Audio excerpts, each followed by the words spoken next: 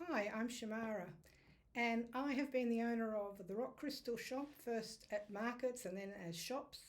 Here I'm going to be providing in hopefully light-hearted, short forms, all about crystals so that you really will get the most out of your crystals. So I'm going to start with one of those topics that people really do ask a lot about. They buy a lot, they certainly dream a lot, which is the Amethyst Cave. And I'm afraid I need to talk to people about how to look after them properly because they're not. Most people don't realise that a lot of the crystals grew in the dark underground world and they don't survive very well in the sun. And yet I hear stories of people who bought their Amethyst Cave, weren't told that not a crystal for the sunshine, and put them into their beautiful gardens. They lose colour. So if you thought your amethyst used to be a lot purpler, more purple if we're going to be using the Queen's English correctly, and it's now looking a decidedly pale purple, it's because the sun has drained it of colour. You can't do anything to bring it back, but if I get taught how to do that, I'll pass it on. So that's the first step. Yes, you might put in the sun for 5-10 minutes to re-energize them, to give them a clean, but really no longer. I still don't know how long over time it'll take for them to fade, but I used to have them in the markets and they'd get some sun on them each visit and they seemed to be okay as long as it was just short bursts. The next thing is people don't realise that crystals keep growing.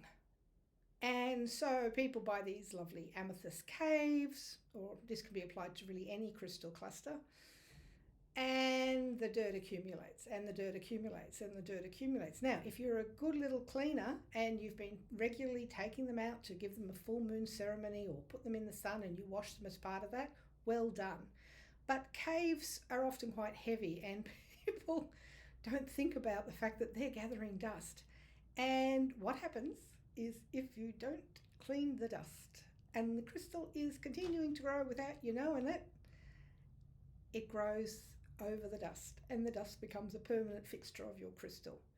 Now, I got to see that when someone sold me a big fluorite piece that had been sitting in the bottom of a cupboard under the clothes for 20 years and they were now downsizing. That was where I really got to see the harm that comes if you do not keep your crystals dusted. It had grown completely and utterly over the dust, and it wasn't that lovely purple cluster you like.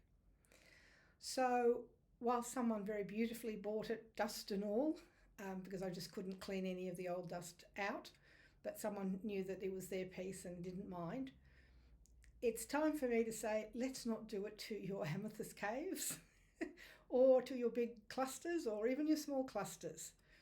So here's me washing them. What you don't realise is amethyst or any quartzes are actually a really strong crystal. And you can see here, I'm blasting mine with water. The first cave, which, yes, I had to get my husband to carry out into the backyard, was just on that pelting water. The calcite was quite strongly attached. In fact, the cave didn't have any calcite. So anyway, so it just got blasted with water so I could get it into every crevice possible. And I just blasted and blasted it. I made sure I did the outside as well. The outside's only paint, so you can't really do any harm to that unless it's already flaking off, in which case just buy some more paint and repaint it. But you can see that it's sitting in the shade while I do this. And in fact, I left the crystal to dry in the sun afterwards. It was a warm day, so I knew it would dry without doing any harm. So you do have to look at, is it going to be able to drain properly? Is it going to be able to dry properly? You don't want it to have more damage by sitting in a puddle of water. Well, not so much the amethyst having the problem, it's more the concrete that's on the outside of these caves to make them stand upright. But as I said, I was able to leave that there for the next 12 hours and then we brought it back inside. If there is a calcite in there, just be a little careful around that. If you know it's fairly solidly lodged in there, then you'll probably be fine with blasting. Otherwise, be just a bit gentler around the calcites. The pooling of water, just pull it forward, let the water, drain out of it. Now, if you have a big crystal and you and your partner can't lift it, then what I used to do at the shop was I'd put a great big a lot of towels all around the crystal. I then get cups of water and I just throw the cups of water into the cave to get the dust off it. Sure, if you've got a little blower device that can really blow hard in there, go for it.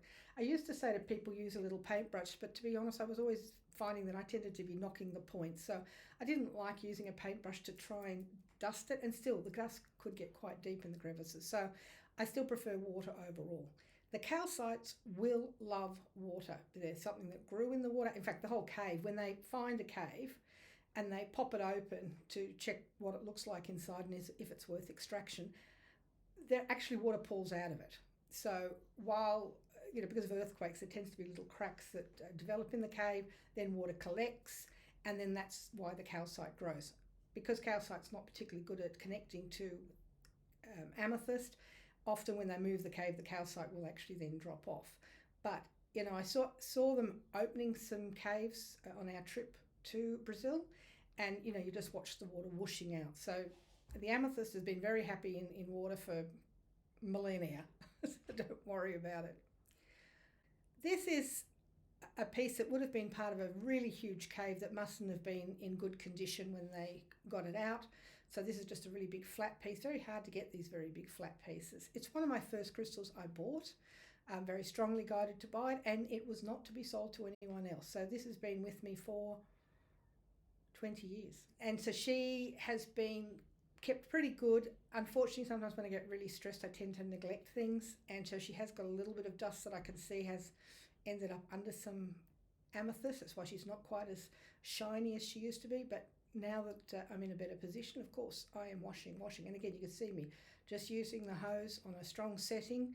And I said the calcite's loving this water, giving it a bit of rejuvenation as well. And again, I left her to dry in that laundry tub. If you're worried about damage, just put some towels down underneath. Towels don't care about water. So just line your sink with towels. That'll protect the sink, that'll protect the crystals. And then wash. And then pop them back into somewhere to dry where there is no sun. So even if you haven't got an amethyst cave yet, hopefully you looking at me working with my amethyst cave will help you with your manifesting of having one into your own life. And you apply these skills to other crystals. Obviously, I'm talking about amethyst clusters where I know the crystal points are strongly held. But look at your other crystals that you might have. If you haven't washed them for a while, learn about which ones are okay to pop in water, which ones you are just going to have to do a blower technique. Like selenite desert roses are not for water. And enjoy.